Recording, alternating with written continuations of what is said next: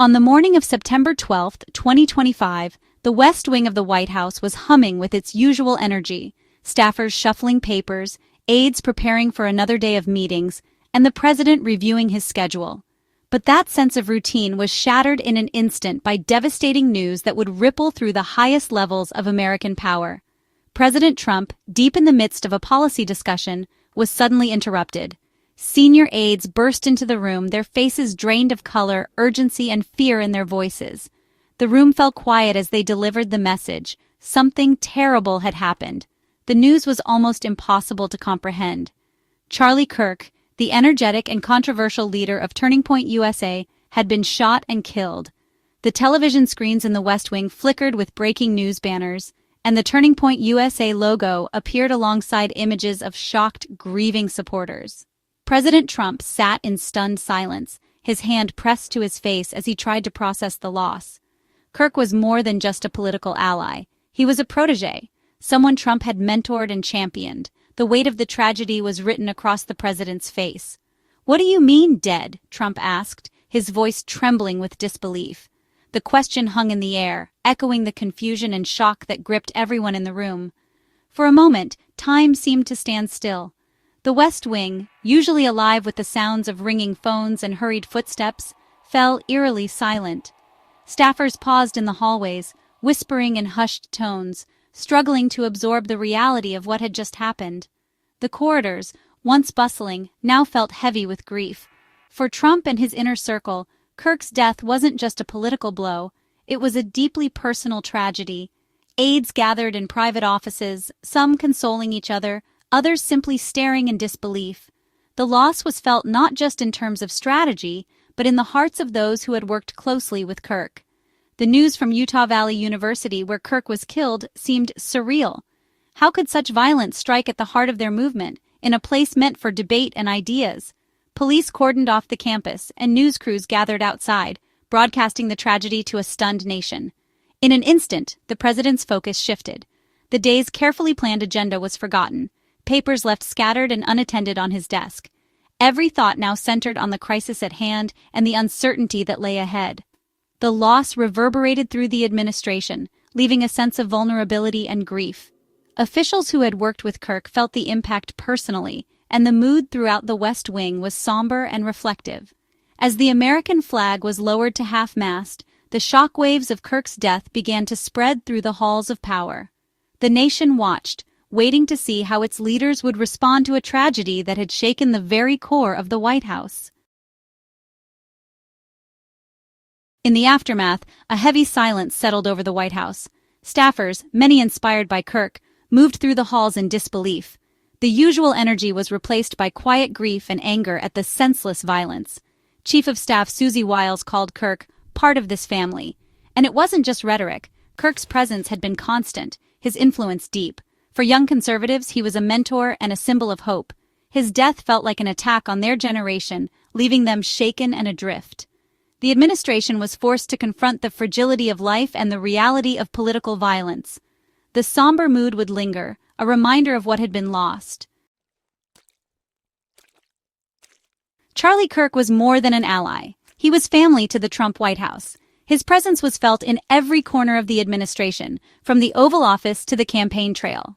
Kirk's influence extended far beyond mere political strategy. He was a confidant, a trusted advisor, and a friend to many within the Trump circle. President Trump described him as sort of like a son, a rare and heartfelt admission that underscored the depth of their relationship. This was not just political rhetoric. It was a genuine expression of affection and respect. Kirk's ability to connect with Trump on a personal level made him an indispensable part of the team. The bond was especially strong with Donald Trump Jr., who called Kirk his little brother. Their camaraderie was evident in their public appearances and private moments alike. They shared a vision for the future of the country and worked tirelessly to make it a reality. Together, they traveled, strategized, and fought for the America First agenda. Whether it was on the campaign trail or in the halls of power, Kirk was always at the forefront, pushing the movement's goals and ideals. His dedication was unwavering, and his energy seemed boundless. Kirk bridged the grassroots and the highest levels of power, shaping policy and messaging. He had a unique ability to translate the concerns of everyday Americans into actionable political strategies. His insights were not just valuable, they were transformative. His insights on youth engagement were invaluable, and his loyalty unwavering. Kirk understood the importance of engaging the next generation and worked tirelessly to inspire young conservatives. His efforts helped to build a robust and dynamic youth movement that would carry the torch for years to come. He mentored young staffers, championed rising stars, and built deep personal connections. Kirk's mentorship extended beyond mere professional advice. He invested in the personal growth and development of those around him. His legacy is reflected in the many young leaders who continue to drive the movement forward. Kirk's death wasn't just a strategic loss, it was a wound to the heart of the movement. The grief felt by those who knew him was profound and palpable. His absence created a void that was felt deeply by all who had the privilege of working with him. The administration mourned not just a colleague, but a member of their political family. The sense of loss was compounded by the realization that they had lost not just a brilliant strategist, but a dear friend. The impact of his passing was felt across the entire political spectrum. His absence left a void that could not be filled. The empty chair at the conference table was a stark reminder of the gap left by his passing. His contributions were irreplaceable, and his presence was sorely missed. The cost of their struggle had become painfully real. The movement had lost one of its brightest stars, and the path forward seemed a little darker without his guiding light.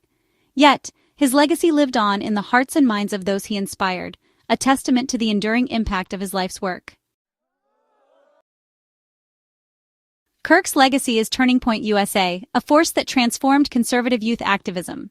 He built a vibrant, organized network that gave young conservatives a voice and a community. His message resonated, helping the GOP make real gains among young voters in 2024. Kirk's loyalty to Trump was unwavering, and their partnership energized the movement. He cultivated new leaders, launching countless careers in politics and media. Turning Point became a pipeline for conservative talent, shaping the future of the party. Kirk's death leaves a leadership void and threatens the engine of youth engagement he created. His impact will be felt for years, but his absence is deeply felt now. The alliance between Kirk, President Trump, and Vice President J.D. Vance was a cornerstone of the modern GOP.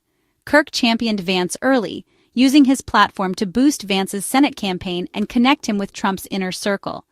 His endorsement and introductions were pivotal, helping Vance secure Trump's support and rise to national prominence. Kirk lobbied for Vance as Trump's running mate, seeing him as the ideal partner for the America First agenda. Their bond was built on shared ideology and mutual respect. Kirk's sudden death fractured this powerful alliance, leaving both Trump and Vance mourning a key strategist and friend. The movement lost a kingmaker whose influence shaped its direction. The future of their partnership is now uncertain. In response to Kirk's death, the Trump administration moved quickly to honor him. President Trump announced Kirk would receive the Presidential Medal of Freedom posthumously. Vice President Vance personally accompanied Kirk's casket home, a gesture of deep respect. Flags on federal buildings were ordered to half-staff, elevating Kirk's death to national significance. Trump pledged to attend the funeral, underscoring the personal loss. These tributes were more than protocol. They reflected genuine sorrow and admiration. Kirk was honored as a true American patriot, fallen in service to his cause. The administration's response was swift and charged with emotion. President Trump blamed the radical left, framing Kirk's death as a political assassination. He called for revenge at the ballot box, urging supporters to channel their anger into political action.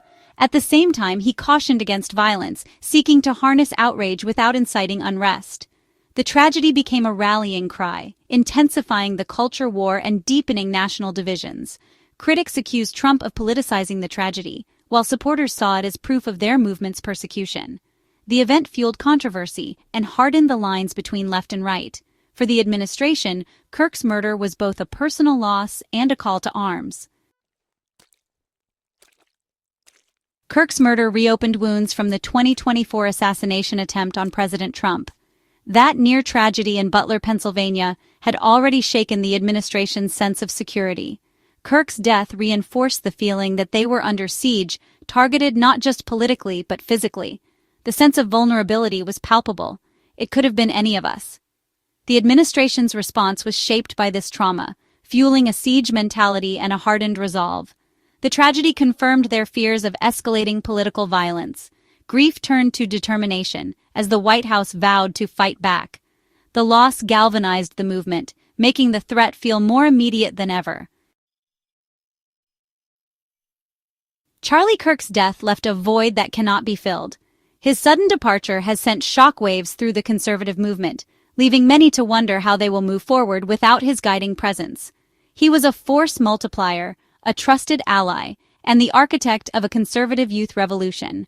His speeches ignited passion, and his strategies mobilized thousands.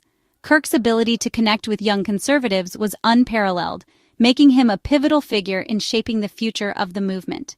His absence is both a strategic and emotional blow to the Trump administration and the broader movement. The White House, which often relied on his insights and grassroots connections, now faces a significant gap in its outreach efforts. Turning Point USA lost its founder and public face, and the right lost a fearless champion. The organization, which thrived under his leadership, now grapples with the challenge of continuing his legacy without his charismatic guidance. The tragedy has deepened national divisions, turning Kirk into a symbol and rallying cry. His death has been politicized, with both sides using it to further their narratives, exacerbating the already intense polarization in the country. The heated rhetoric that followed has only widened the chasm between left and right. Debates have become more contentious, and the middle ground seems more elusive than ever. Kirk's passing has become a flashpoint in the ongoing cultural and political wars. Kirk's story is a personal, political, and national tragedy.